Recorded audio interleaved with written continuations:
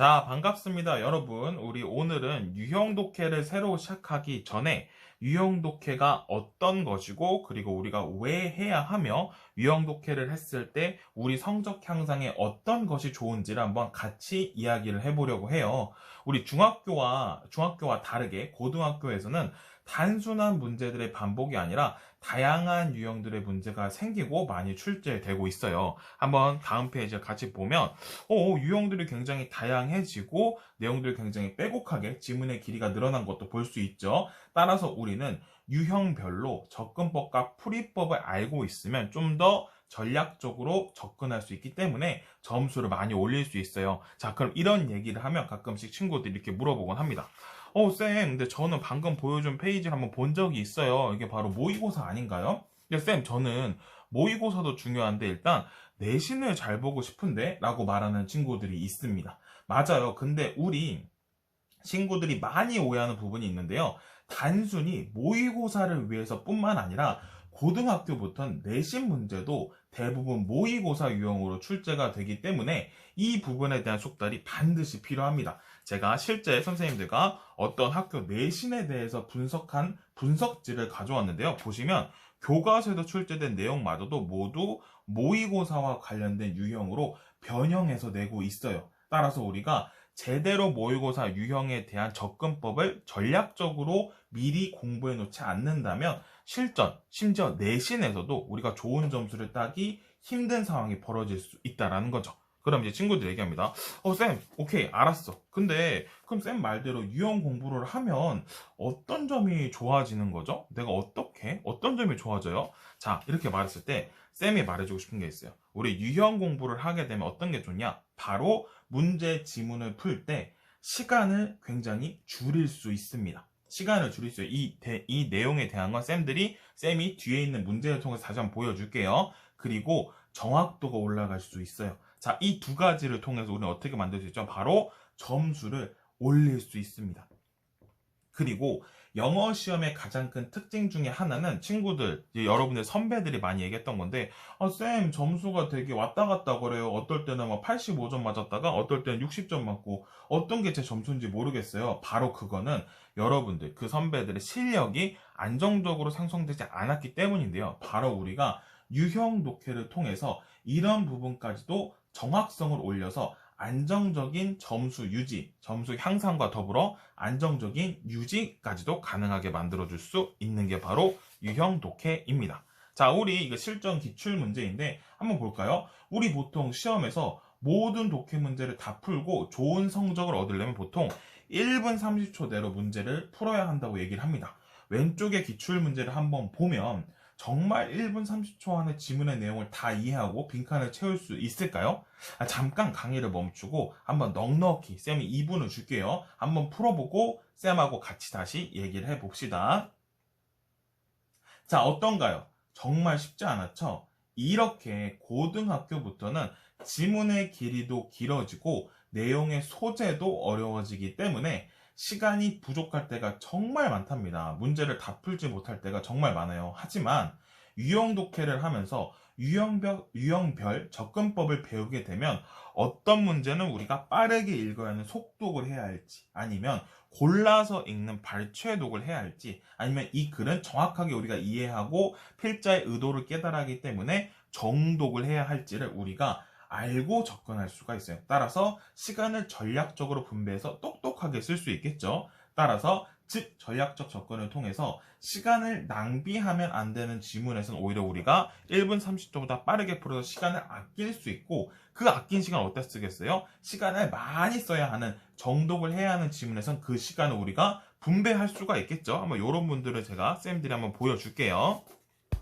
자, 이 문제는 작년 3월 모의고사 고1 기출 26번입니다. 문제 유형은 일치 불일치 문제로 아마 이 문제를 틀리는 친구들은 정말 많이 없을 거예요. 그렇죠? 하지만 우리가 이 문제에서 중요한 건 단순히 맞고 틀리는 게 중요한 게 아닙니다. 10명 중에 8명, 9명이 맞추는 쉬운 문제이기 때문에 이 문제는 맞추는 건 당연한 거고, 우리는 여기서 시간을 줄이고 정확도를 높이는 훈련을 해야 돼요. 바로 유형별 접근법을 익혀서 말이죠. 자, 그렇다면 우리 이 문제는 뭐죠?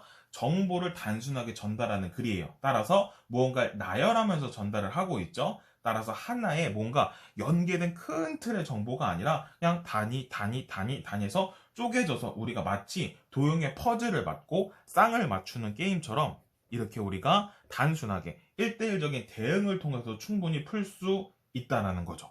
이해가 될까요? 자, 그럼 보여줄게요, 쌤이.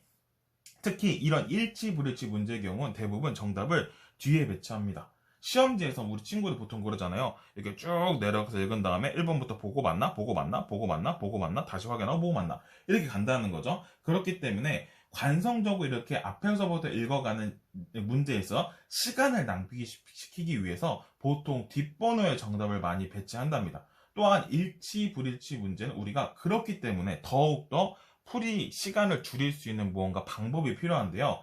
자, 쌤이 여기서 하나 팁을 줄게요. 우리 아까 얘기했죠. 대부분의 시험 문제에서는 뒤부터 보통 낸다고 했어요. 그럼 볼게요. 특히 또 하나의 팁. 우리 먼저 지문을 읽고 보기를 읽는 경우가 있는데 쌤이 추천하는 방법은 보기를 먼저 보고 지문을 읽는 것도 2번 왔다 갔다 하는 게 아니라 이걸 보고 바로 올라가서 확인해서 맞는지 틀린지를 확인할 수 있는 시간을 줄이는 방법입니다. 자, 한번 보여줄게요. 제가 그녀는 결혼했고 캐나다로 이동했어. 그리고 아이를 가졌고 그녀는 다시 잉글랜드로 들어갔고 남은 생의 여생을 거기서 그곳에서 살았다. 그럼 보세요. 그녀가 생의 마지막을 보낸 곳은 어디죠? 바로 잉글랜드입니다. 근데 여기서 뭐라 그래요? 캐나다에서 마지막 기간을 보냈다? 바로 요거와 헷갈리게 하는 문제인데 그럼 5번 문제 지금 지문이 어때요? 캐나다가 아니라 잉글랜드이기 때문에 정답은 5번입니다. 끝났어요. 어때요? 너무 쉬운데? 이거 문제 푸는데 10초? 15초면 끝나지 않을까? 실제 기출 문제입니다. 쌤이 지금 그냥 가져온 게 아니라 제 맘대로.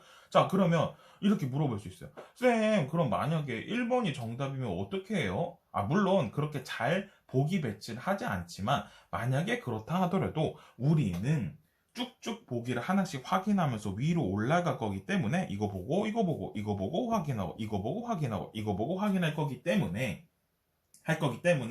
우리는 답을 찾는 데는 큰 문제는 없습니다. 다만 선생님이 말했죠. 접근법, 시간을 줄이고 정확도를 높이기 위한 접근법.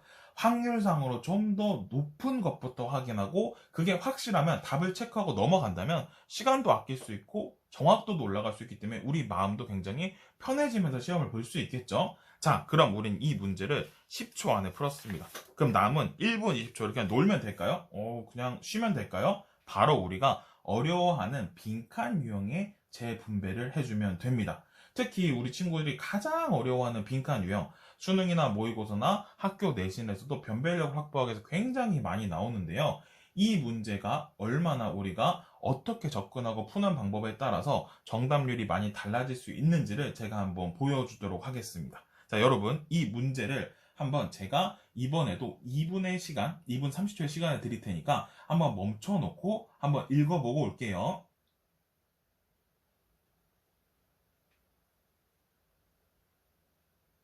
자, 좋습니다. 어때요? 내용도 정말 쉽지 않고, 이게 도대체 글이 읽히는 것 같지도 않고, 뭔가, 뭐 쉬운 것 같으면서 어려운 것 같고, 막 이런 느낌이죠. 실제로 이 글의 정답률은 14%, 14명밖에 정답을 맞추지 못했던 아주 어려운 문제였어요.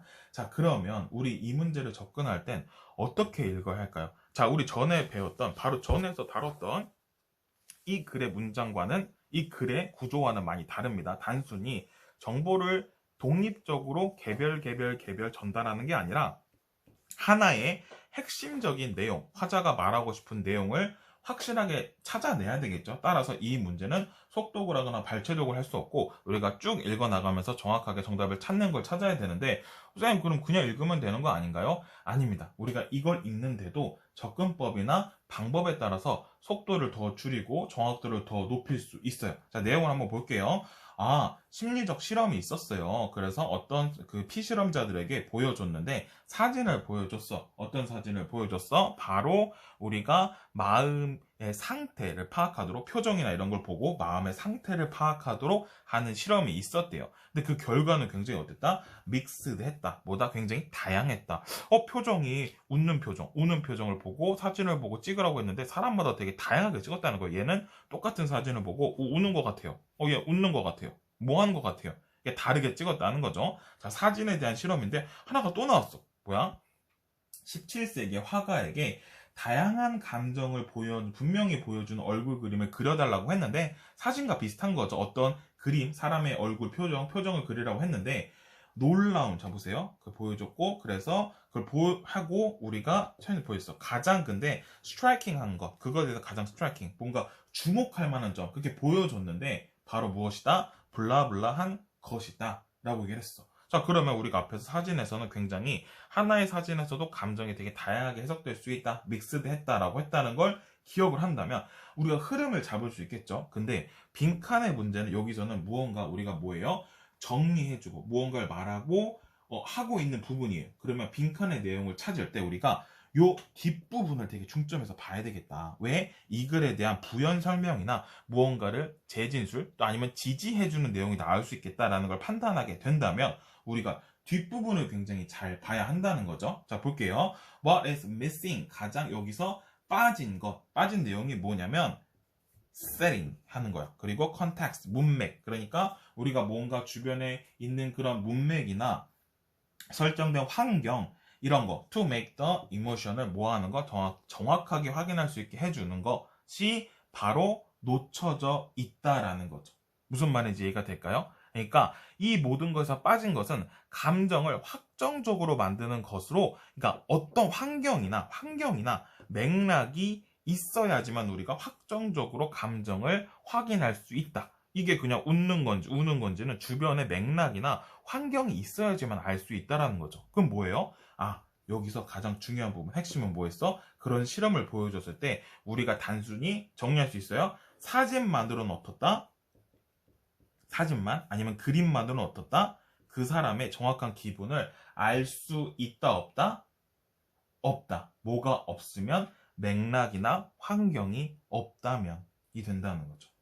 이해될까요? 그래서 이 뒷부분을 쭉 읽어주면 됩니다. 우리는 틀림없이 알아야 돼. 그 사람이 누구인지. 그렇죠? 이게 배경이나 그에 대해서 환경에 대해 말하는 거죠. 이 사람들이 누구인지, 그리고 그들은 어떤 관계인지에 대해서 설명해 주는 게 있어야지만 그걸 정확하게, 그 사진이 어떤 감정이었는지를 정확하게 이해할 수 있다라는 내용이었죠.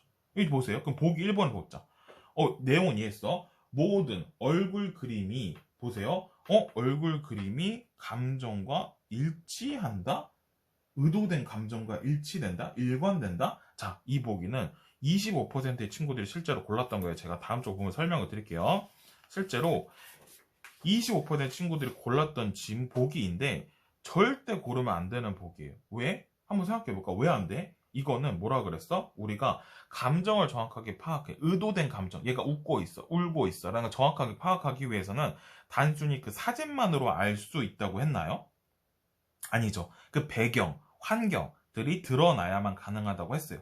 따라서 우리가 이게 일관되게 일치할 수 있었다라고 하는 건 절대 고르면 안 되는 보기입니다. 안 되겠죠? 그 두 번째, 모든 것들이 사진과 그림이 정밀하게 그려졌다?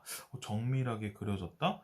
요것도 그냥 다른 내용 혼자 얘기하고, 정밀하게 그려진 게 중요한 게 아니라 그 문맥 사진을 보고 그 감정을 찾을 수 있니? 라고 물어보는 거였죠. 자, 그래서 실제로 정답은 5번이었는데 5번은 뭐냐면 어떤 수의 얼굴 그림이든지 간에 서로 without loss, 손실 없이, 그냥 뭐 상관없이 언제든지 대체되어질 수 있다.